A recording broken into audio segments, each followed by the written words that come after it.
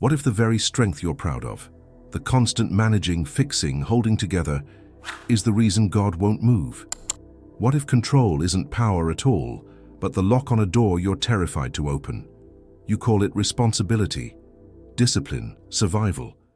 But beneath the effort is a quiet panic, the fear that if you loosen your grip, everything collapses and you vanish with it. So you explain yourself, defend your choices, strategize every outcome, carrying the weight of being the source instead of the passage.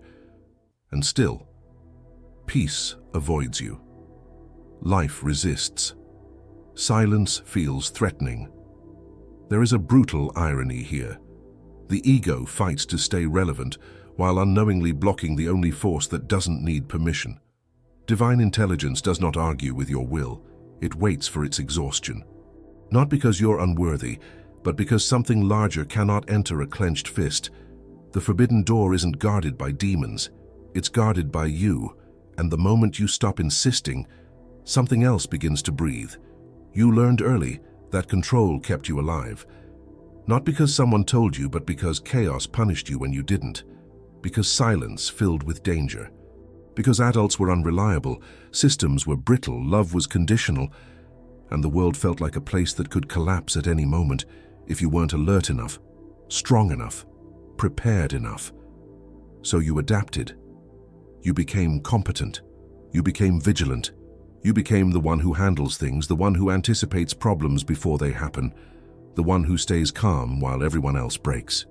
The one who doesn't need help, because needing help once meant disappointment or shame or abandonment, and this adaptation was praised.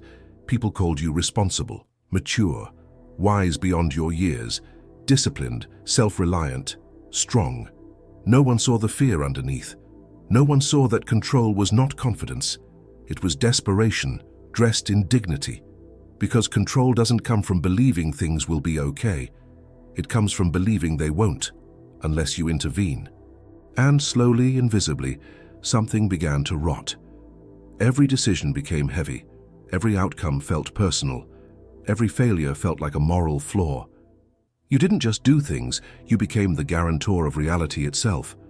If something went wrong, it wasn't circumstance, it was you.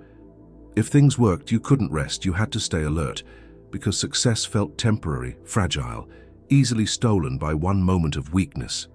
So you tightened your grip on plans, on people, on timing, on your image, on God. Yes, on God. Because even prayer became strategic. You didn't pray to surrender. You prayed to negotiate, to persuade, to justify, to explain why you deserved a certain outcome. You monitored your faith the way you monitored everything else. You checked your thoughts, managed your emotions, filtered your doubts. You tried to be spiritually correct, emotionally disciplined, mentally aligned, because somewhere inside, a quiet terror whispered, "If I let go, something terrible will happen. If I stop managing, I will disappear.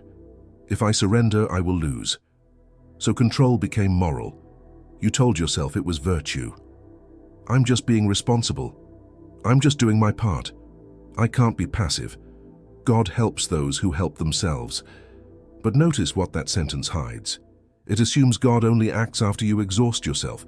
It assumes divine intelligence is reactive, not primary.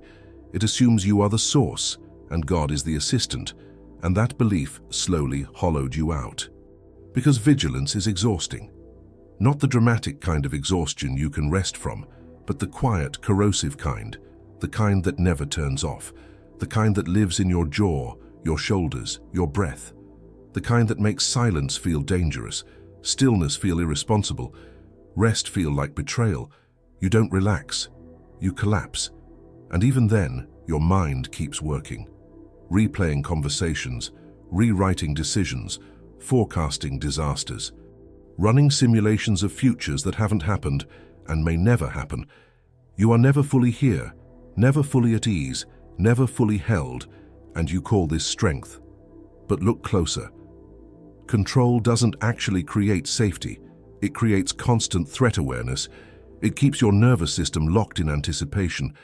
It tells your body the world is hostile, unpredictable, and dependent on your performance.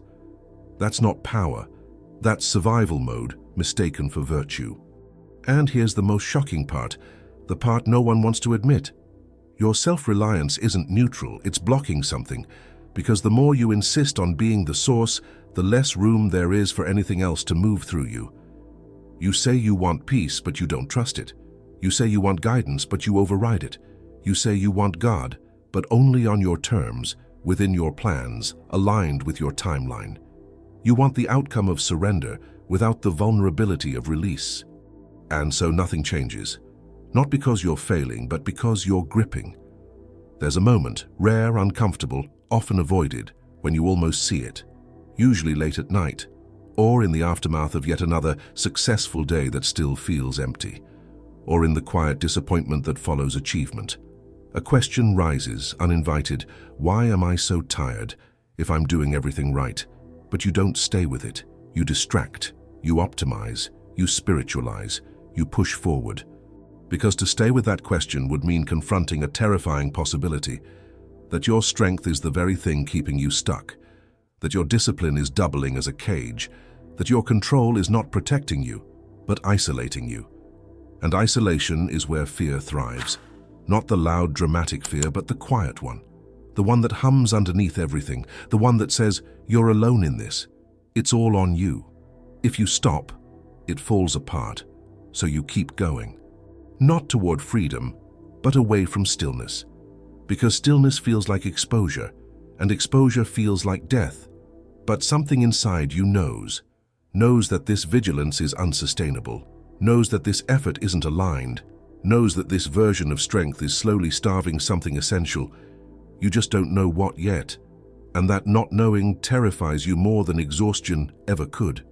So you grip tighter, and the door remains closed. There is a particular kind of loneliness that comes from being the strong one. It's not the loneliness of abandonment, it's the loneliness of indispensability. Because when you are always the one holding everything together, no one ever holds you. When you are the fixer, the planner, the stabilizer, the emotional anchor, your needs become invisible, even to yourself. You stop asking questions that don't have immediate answers. You stop expressing doubts that can't be solved. You stop admitting confusion, because confusion feels like incompetence. So you replace curiosity with certainty, wonder with strategy, trust with control, and slowly, quietly, you lose access to something sacred. Not belief, but receptivity. Because receptivity requires softness, and softness feels unsafe. You learned, perhaps unconsciously, that softness invited pain, that openness led to disappointment, that surrender meant someone else's failure would become your wound. So you armored yourself, not with cruelty, but with competence. And this armor worked until it didn't. Because armor doesn't just keep pain out, it keeps everything out, including guidance, including grace, including the subtle intelligence that moves beneath effort. Here's the contradiction at the heart of it all, the one that creates the internal collapse you feel but can't name. You are trying to access infinite support through finite effort. You are using willpower to reach what responds only to openness. You are applying pressure to a system that operates on allowance. You are demanding clarity from a space that speaks in quiet. And the harder you try, the more resistance you encounter. Not because life is punishing you, but because you are moving against the grain of something fundamental. Imagine trying to hear a whisper while shouting. Imagine trying to see stars while staring at the sun. Imagine trying to receive while clenching your fists. That's what your vigilance is doing. It's drowning out the signal. And the most painful part? You blame yourself. You think you're not disciplined enough, not faithful enough, not aligned enough, not worthy enough. So you double down. More control, more structure, more self-correction, more effort. And the cycle tightens. Because control feeds on fear, and fear feeds on control. They loop endlessly, each justifying the other. You tell yourself, if I don't manage this, who will? If I don't stay sharp, things will fall apart. If I don't keep pushing, I'll lose momentum. But ask yourself, quietly, honestly, when was the last time you felt truly guided, not driven? When was the last time something unfolded without you forcing it? When was the last time ease didn't make you suspicious? There's a reason ease feels threatening, because ease implies you are not in charge, and that threatens the identity you've built, the identity of the one who survives by vigilance, the one who earns safety through effort, the one who justifies existence through usefulness. To loosen control would not just change your behavior, it would dissolve who you think you are. And that feels like death. So instead, you keep performing strength. But beneath the performance, something is breaking. You can feel it in your body, in the tight chest, in the shallow breath, in the constant low-grade anxiety that no accomplishment seems to quiet. You can feel it in your spirit, in the absence of wonder, in the dryness of prayer, in the sense that something profound is just out of reach. You keep asking, what am I missing? What am I doing wrong? But the real question, the forbidden one, you avoid asking is this: what if I'm doing too much right? In the wrong direction? What if the very mechanism you rely on for safety is incompatible with the intelligence you seek? What if control isn't a neutral tool but an energetic wall? What if the door hasn't been locked from the outside at all? This realization doesn't bring relief, it brings vertigo. Because if control is the problem, then letting go isn't a technique, it's a loss of certainty, a loss of identity, a loss of authorship, and you don't yet know what replaces it. So the tension hangs. You stand between exhaustion and fear, between effort and emptiness, between the known prison and the unknown opening, and the door remains unopened. Not because you can't open it, but because you're still holding on. There is an invisible law operating beneath everything you experience.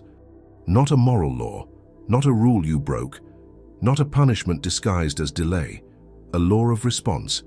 And this is where the betrayal of old beliefs begins, because you were taught, explicitly or subtly, that effort attracts results, that intensity proves worthiness, that force bends reality, that willpower is the currency of manifestation, success, and even spirituality. But that teaching only applies to closed systems, and what you are trying to access is not closed. It is not mechanical. It is not impressed by strain. It does not negotiate with urgency. It responds to state. This is the part that feels shocking, almost offensive, because the intelligence you call God, source, life, divine mind, whatever name trembles closest to truth for you, does not move toward pressure. It moves toward coherence, and control breaks coherence. Imagine standing between two mirrors, perfectly aligned. When they are open, light passes endlessly between them, multiplying, amplifying, expanding beyond perception. But introduce even the slightest tension, tilt one mirror by a fraction, and the infinity collapses into distortion. Your will is one mirror. The infinite intelligence is the other. When you clench, when you insist, when you override, you tilt the mirror, not dramatically, just enough, and the signal fractures. This is the law of non-resistance, not passivity, not weakness, not resignation, but alignment through openness. Here is where old beliefs betray you. You think effort amplifies signal, but effort actually creates noise. You think control sharpens focus, but control constricts bandwidth. You think intensity proves readiness, but intensity often masks fear. The system you're interfacing with does not respond to how hard you push. It responds to how available you are, and availability cannot coexist with vigilance. Because vigilance says, I do not trust what will come unless I manage it. And that frequency repels guidance, not as punishment, but as physics. Try speaking to someone who is already talking. Try pouring water into a cup that is already full. Try entering a room whose door is being held shut from the inside. Nothing is wrong with the room. Nothing is wrong with the water. Nothing is wrong with the voice trying to enter. The obstruction is structural. This is why your prayers feel unanswered. Not because they aren't heard, but because they are overpowered by your own interference. You pray and then you tense. You ask and then you grip. You surrender in words, but not in state. And state is what communicates. This is the part that feels almost cruel. The more desperately you want guidance, the more urgently you try to secure it, and the further it recedes. Because desperation is contraction, and contraction collapses the channel. This is why silence feels threatening to you. Because silence is where control dissolves, and in that dissolution, your identity, built on authorship, management, responsibility, begins to blur. You sense that if you truly became still, something would take over, and you don't yet trust that something. So you stay busy.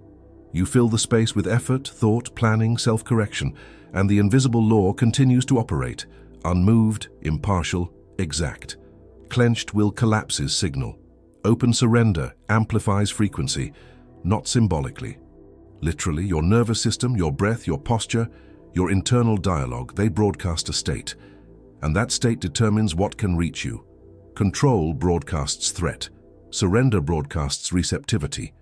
And here is the unbearable paradox. The intelligence you seek cannot force its way past your defenses, because doing so would violate the very nature of what it is. It does not override, it does not invade, it does not compete. It waits, not out of indifference, but precision. Waiting for the moment when your effort finally reveals its limits, waiting for exhaustion, not as punishment but as opening. Waiting for the instant when you stop trying to be the source and allow yourself to become the passage. This is why so many awakenings happen at breaking points, not because pain is necessary, but because control finally loosens. Illness, loss, failure, burnout, moments when the strategy collapses and the grip weakens, and suddenly, unexpectedly, clarity arrives. Not because you earned it, but because you stopped interfering. This truth feels destabilizing, because if this law is real, then your struggle has never been about worthiness. It has been about resistance, and resistance feels like effort, but it is actually fear holding the mirror at the wrong angle. You weren't abandoned, you were unavailable, and that realization cuts deep, because it means the door was never locked from the outside. It was responding perfectly to your state all along. This is where awe enters, and grief, and a quiet, unsettling sense of betrayal, not by God, but by the version of strength you were taught to worship. Because that version of strength, the clenched jaw, the tightened breath, the relentless self-command, was never compatible with the intelligence you were trying to reach. And now that incompatibility is exposed, but nothing is resolved. Because knowing the law does not mean you can instantly obey it. You cannot force surrender. You cannot will openness, and the moment you try, so you're back in control again. So the tension sharpens. You stand at the edge of understanding, aware of the mechanism, yet still trapped in the habit of resistance, and the mirror still trembles, slightly misaligned. There is a moment, subtle, almost imperceptible, when you begin to realize something even more unsettling. The law does not ask you to do anything, it asks you to stop, and that terrifies you more than effort ever did. Because stopping means facing the space you've been avoiding, the quiet you've been filling, the stillness you've been outrunning. You've lived so long inside tension that relaxation feels foreign, almost suspicious. Like walking into a dark room without knowing what's inside, like releasing a rope when you don't know if there's ground beneath you. So even now, as this understanding lands, your mind searches for leverage. How do I surrender correctly? How do I let go without losing control? How do I open safely? But those questions still come from the same place, the place that wants insurance.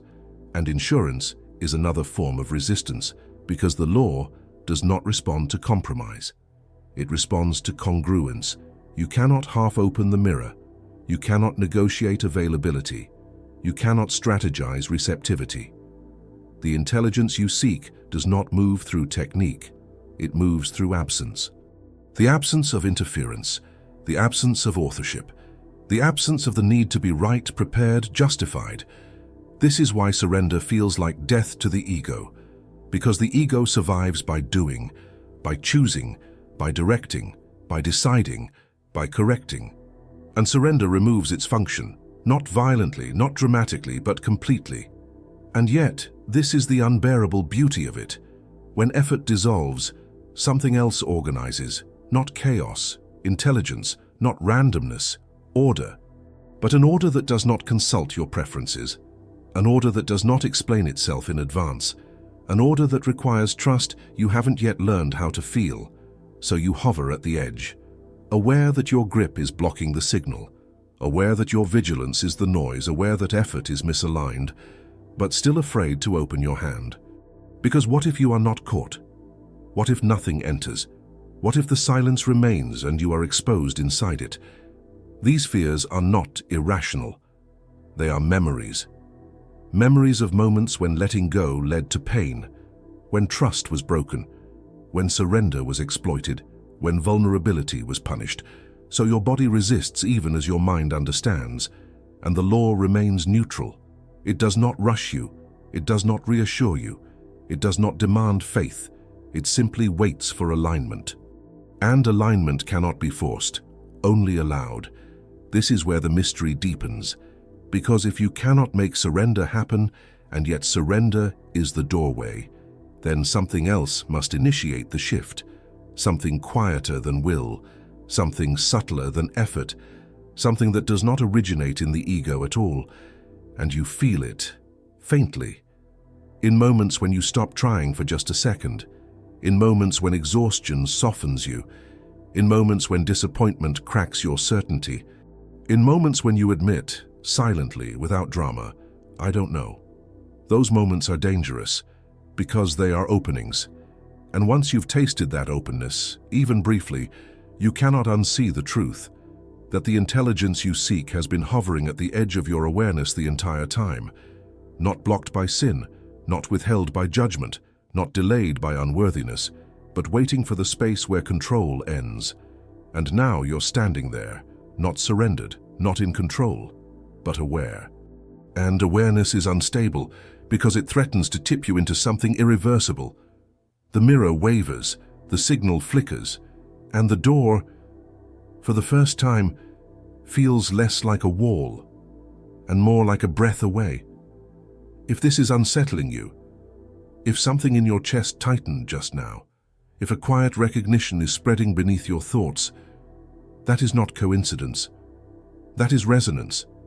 Because truth does not announce itself loudly. It vibrates. It hums. It finds the places in you that already know. And when that happens, something is being asked of you. Not effort, not understanding, not agreement, participation, not as a transaction, but as alignment. Right now, in this moment, you are hovering between holding and releasing, between the old reflex to manage and the unfamiliar invitation to open. And that threshold matters, because thresholds are where states change. So if this message is touching something you've never had language for, if it feels both relieving and terrifying, do not rush past it. Mark it. Let it become real. Take a moment now. Like this video, not as approval, but as recognition, as a signal that says, I see this, I feel this, I'm here. Comment, just a few words, what you're ready to release, not what you should release, not what sounds enlightened, what you're actually gripping. Control, timing, outcomes, being right, being strong, being the source. Type it. Let it exist outside your head. And subscribe to this channel, not as a habit but as a declaration that you are choosing to stay in this frequency, that you are willing to remain open to what unfolds when effort loosens. This is not about algorithms, it's about coherence, because when you act from resonance, when you move in alignment with what's stirring inside you, you strengthen the signal. You tell the nervous system, this is safe to explore. You tell the mind, we don't need to rush away. You tell the deeper intelligence, there is space here and space is everything. This moment matters more than you think, because participation shifts state, and state is what opens doors.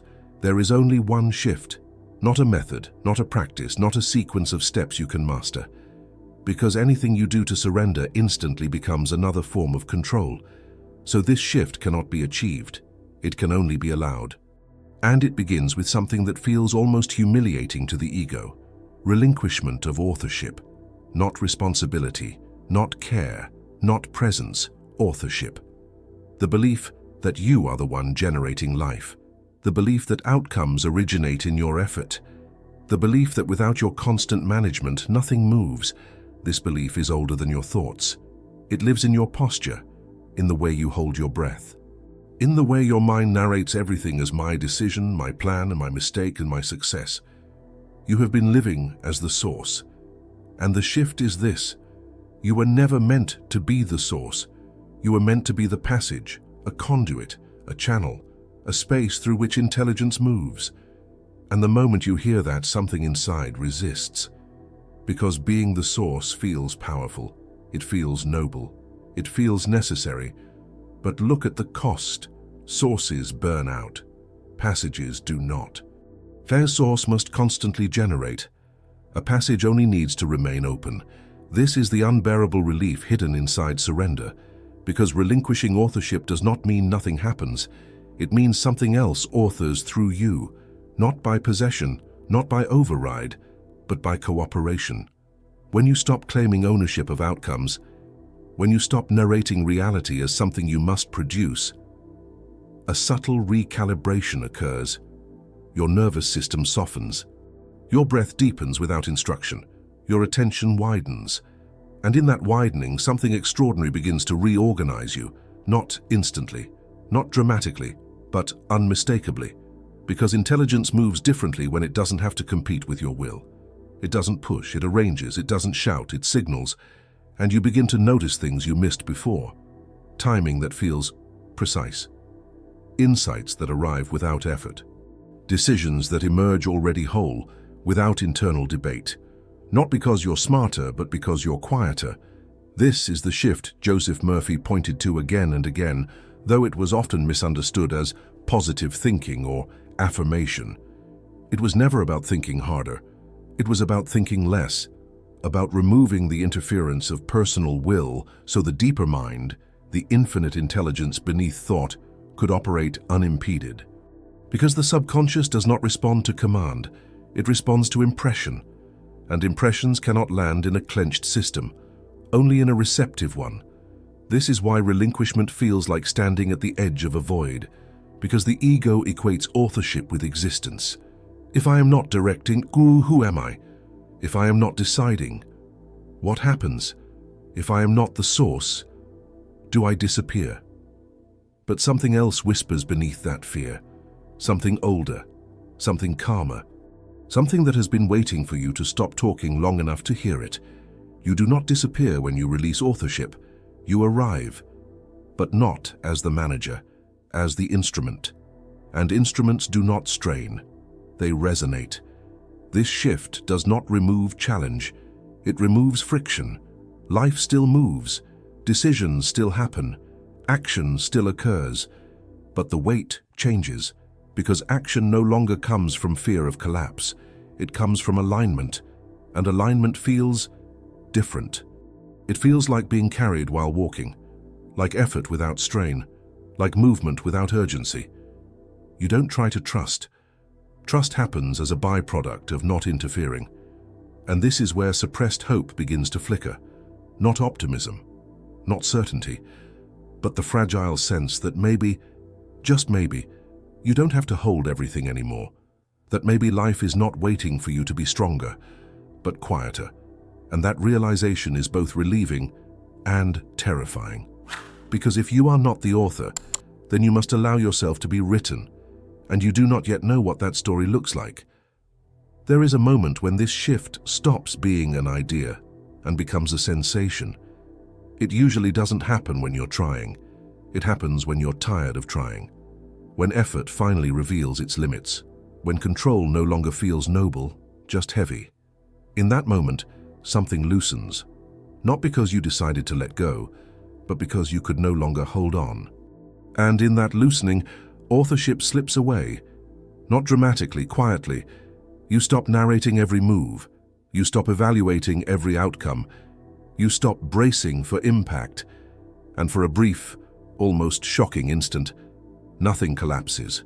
The world doesn't end. Your life doesn't unravel. You don't vanish. Instead, something subtle takes the lead. Your thoughts slow, not from discipline, but from irrelevance.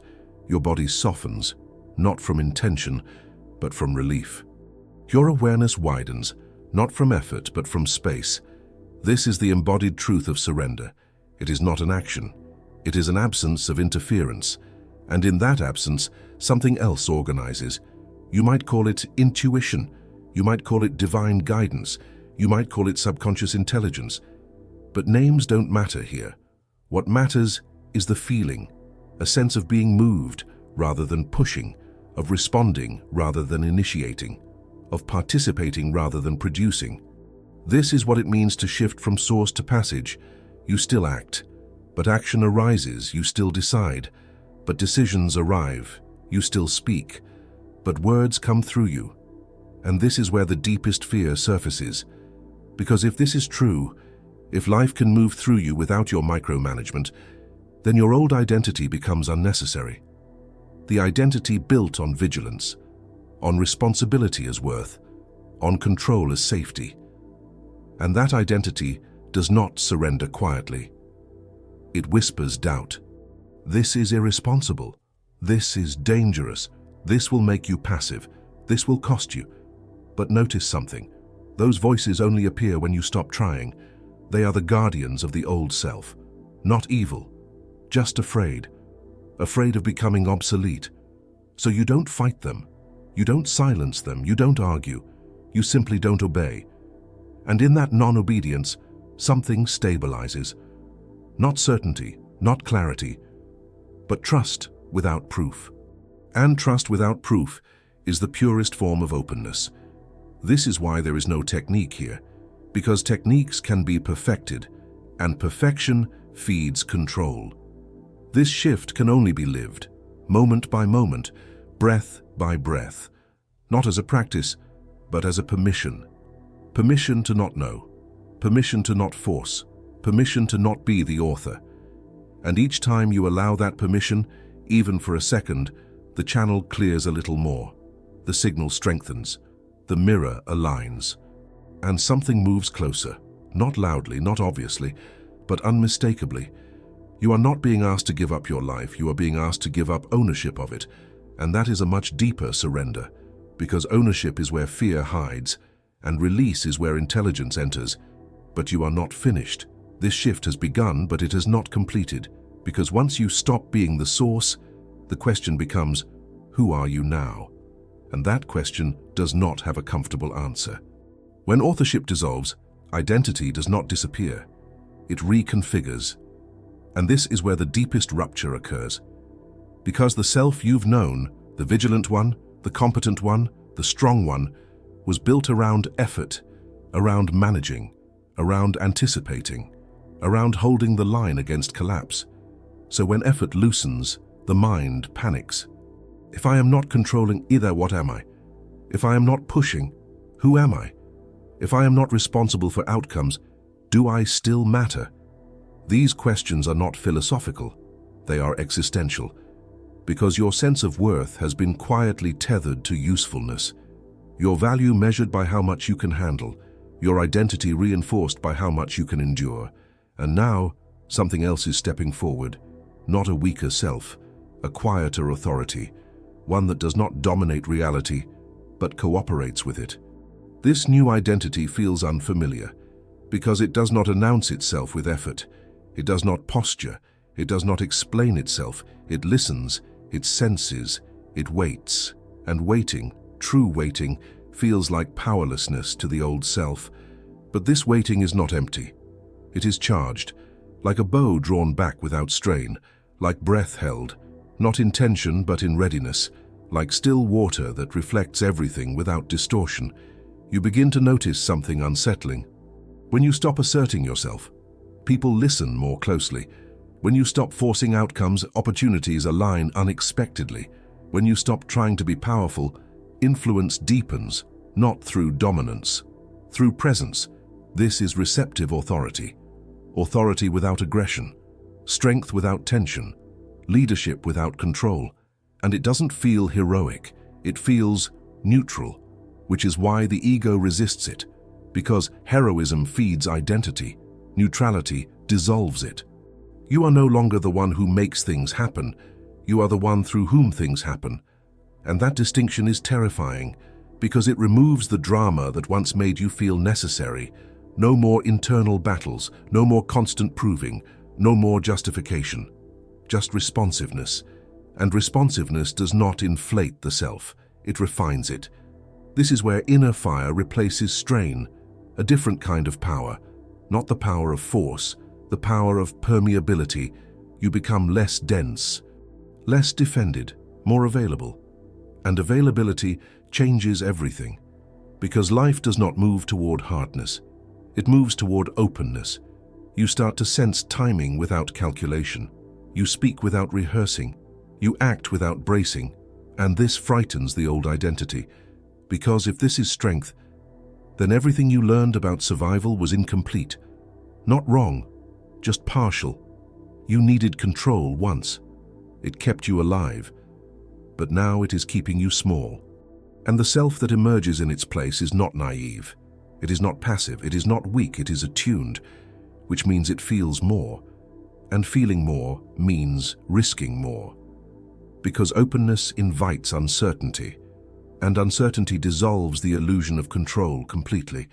So even as this new identity takes shape, you hesitate, you fluctuate, moments of surrender, followed by reflexive gripping, moments of trust, followed by sudden doubt. This is not failure, this is transition.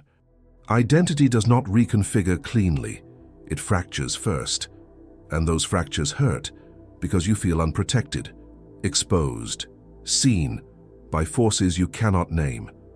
But beneath the fear, something else glows, a sense of rightness, as if you are finally aligned with the current instead of swimming against it, as if the tension you mistook for strength is no longer required, as if you don't have to be sharp to be safe, and that realization ignites something dangerous. Because once you taste this kind of power, the power of being receptive rather than controlling, you cannot fully return to the old way, even if you try. The old identity begins to feel heavy, artificial, out of sync. And yet, letting it die feels like standing at the edge of a cliff, because this new self does not promise security, it promises alignment.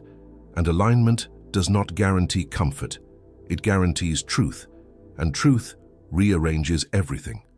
There is a quiet moment, often overlooked, when you realize something irreversible has happened. You no longer feel compelled to prove your strength, not because you are confident, but because proving feels unnecessary. The compulsion to manage begins to weaken, not vanish but loosen. You still care, you still engage, you still act. But the inner posture has changed. You are no longer braced against life. You are oriented toward it. And this orientation rewrites identity at a fundamental level. You are not the guardian at the gate anymore. You are the gate. And gates do not decide what exists, they allow passage. This does not make you powerless, it makes you precise. You stop reacting to imagined futures. You stop carrying responsibilities that were never yours. You stop confusing tension with importance, and this is where a new authority stabilizes. Not the authority of control, the authority of coherence. People sense it, they may not name it, but they feel it. Because coherence communicates without words.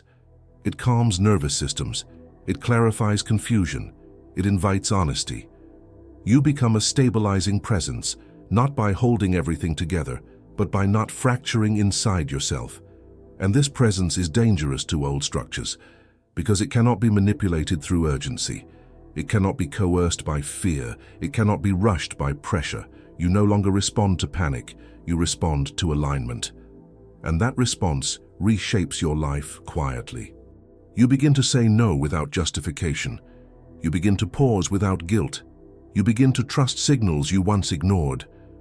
Not because you are enlightened, but because you are no longer blocking perception. And perception is intelligence. This is where inner fire burns clean. No smoke, no strain, no spectacle, just heat, just clarity, just movement that feels inevitable rather than forced. And yet, this identity is still fragile, because the world rewards control. It praises hustle. It glorifies force.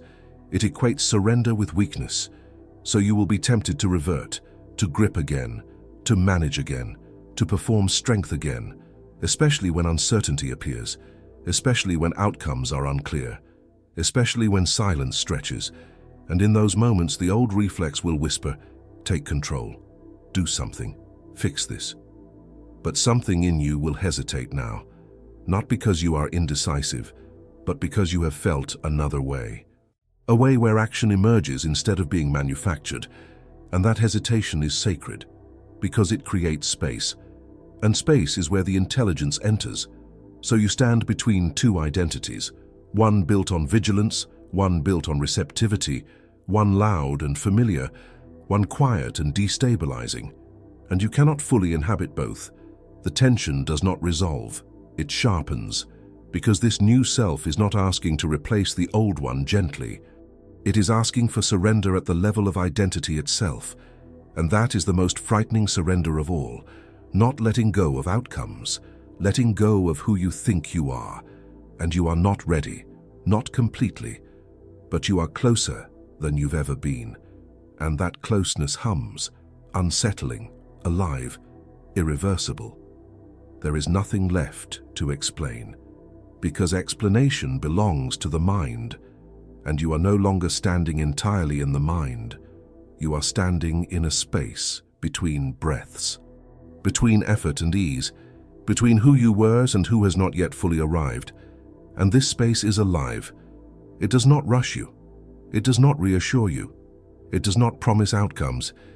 It simply waits, like a field humming just beneath perception, like a door that opens not outward, but inward, like a presence that grows louder the quieter you become.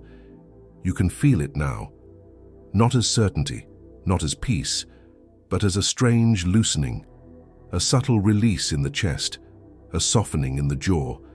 A pause in the constant internal narration. You are not holding as tightly, and nothing has collapsed. The world is still here. Your life is still moving.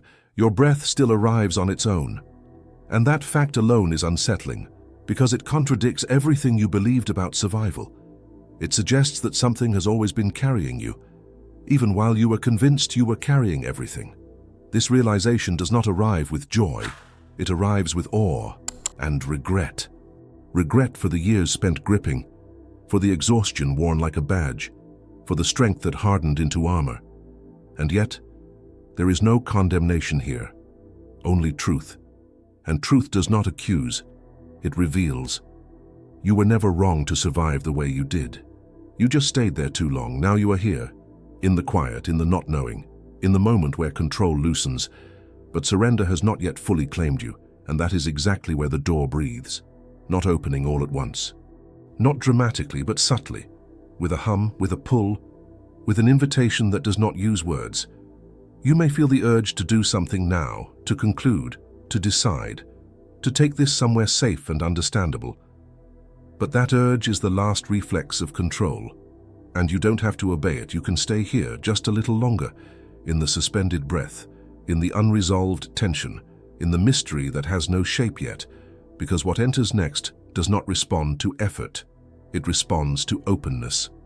And openness cannot be rushed. So let the fist loosen, not all at once, just enough. Let the silence remain. Let the intelligence hover.